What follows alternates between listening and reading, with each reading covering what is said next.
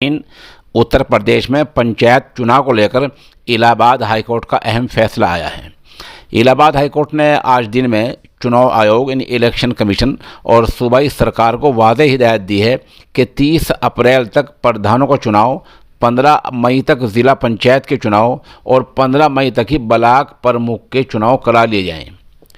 Allahabad high court ने ये आदेश, ये हुक्मनामा विजय उपाध्याय की अर्जी पर दिया है।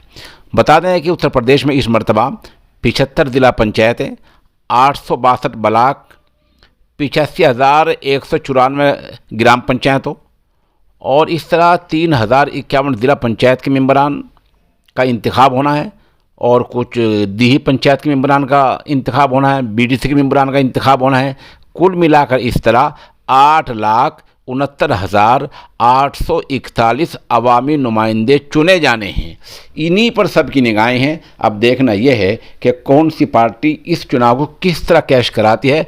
बहरहाल इलाहाबाद हाईकोर्ट का फैसला साफ आ चुका है। अभी सरकार को ये भी बता दिया है कि आरक्षण, जो सीटें रिजर्व होनी है वो कब तक होनी है और किस ओहदे का कब तक चुनाव होना है। हमने तफसील आपको बतला दी है।